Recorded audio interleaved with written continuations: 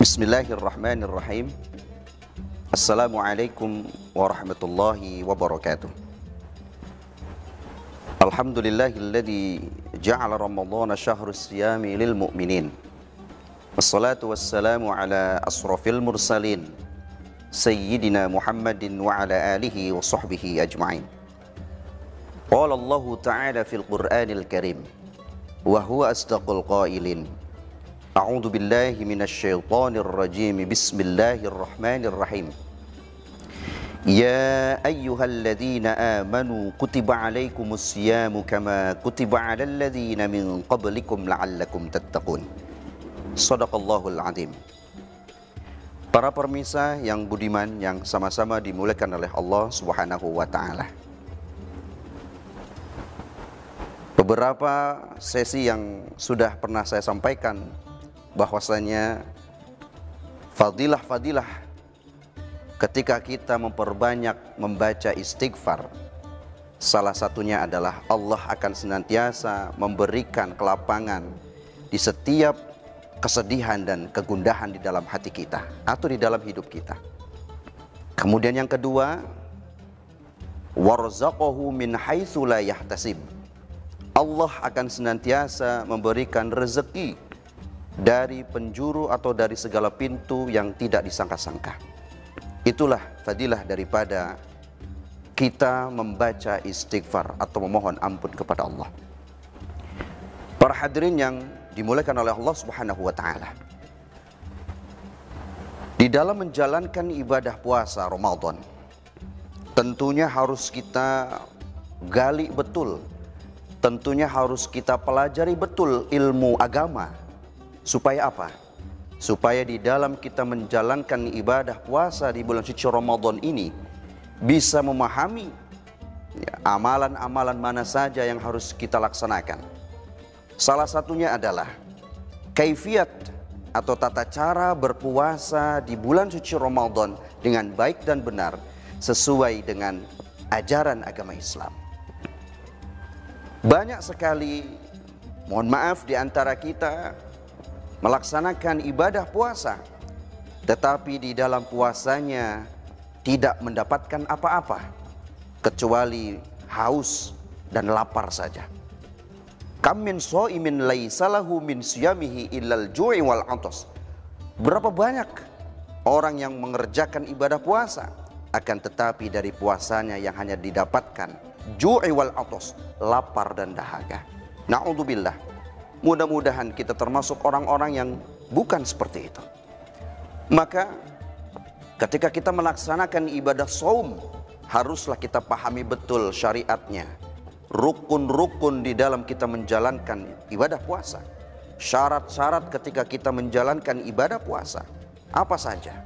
Baik, di kesempatan kali ini ada dua yang akan coba Al-Fakir memberikan rukun-rukun di dalam kita menjalankan ibadah puasa. Supaya apa? Puasa kita bisa diterima oleh Allah Subhanahu wa taala. Yang pertama adalah kuatkan hati, kuatkan niat di dalam hati kita ketika kita menjalankan ibadah puasa. Banyak sekali orang-orang yang ketika melafadzkan kalimat niat di dalam puasa, tetapi banyak juga orang-orang yang di dalam hatinya tidak menyertai niat itu. Maka yang pertama ketika berpuasa, kuatkan niat di dalam hati kita bahwa puasa kita karena Allah Subhanahu wa taala. Ketika setelah sahur atau ketika selesai menjalankan ibadah tarawih malam hari, maka di sana ada niat kita berpuasa. Bagaimana niatnya? Nawaitu shauma ghadin an adai fardhi syahri ramadhana fardhan lillahi ta'ala. Sebagaimana dijelaskan di dalam kitab beberapa usul fikih mengatakan bahwasanya an-niyatu qasdu syai'in bi fi'lihi muqtarinan wa mahalluha al-qalbu wa talaffudu biha sunnatun. Niat adalah menyengaja di dalam hati apa yang kita akan lakukan. Ya. Kemudian wa mahalluha, adapun tempatnya niat itu adalah al-qalbu, ada di dalam hati. Inilah yang kadang kita salah memahami bahwa kita ingin melaksanakan satu pekerjaan, hanya niat di dalam lisan saja, tetapi di hatinya tidak berniat. Maka ketika kita niat puasa, dalam hati kita juga berbicara niatnya. Nawaitu shauma ghadin, niatkan dalam hati kita, kuatkan niat di dalam hati kita bahwa kita akan melaksanakan puasa di hari ini. Wa talaffudu biha, adapun niatnya, melafadzkan niatnya, kita berbicara melafadzkan niat nawaitu shauma ghadin sunnatun, maka hukumnya sunnah. Jadi ingat, jangan sampai kita niat hanya di mulut saja, hanya di lisan saja, tapi hatinya tidak niat. Ini yang harus menjadi perhatian. Sekali lagi, yang pertama, cara berpuasa supaya kita tidak sampai batal, supaya puasa kita mudah-mudahan diterima oleh Allah Subhanahu wa taala adalah bagaimana niat kita menjalankan ibadah puasa. Innamal a'malu binniyat. Ini hadis sudah masyhur, bahkan kita pun sudah hafal, bahwasanya sesungguhnya amal itu tergantung terhadap niatnya.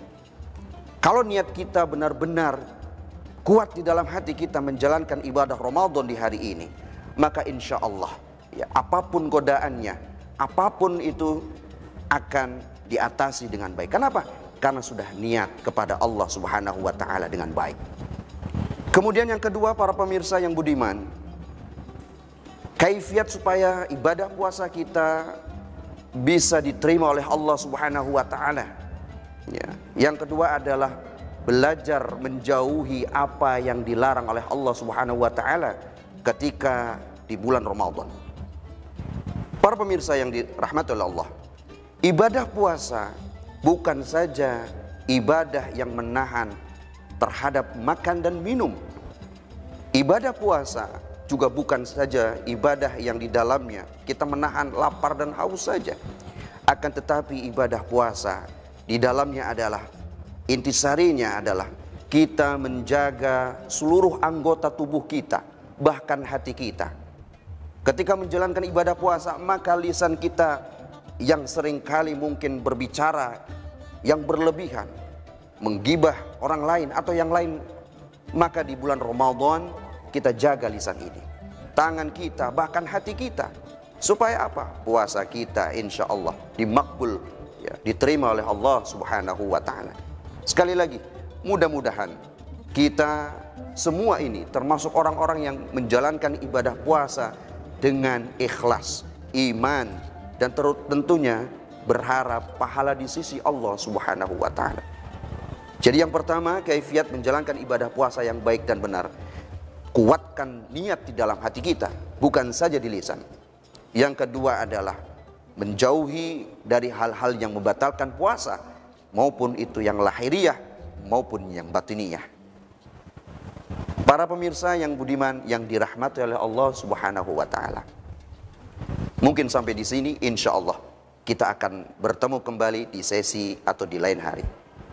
Wassalamualaikum warahmatullahi wabarakatuh.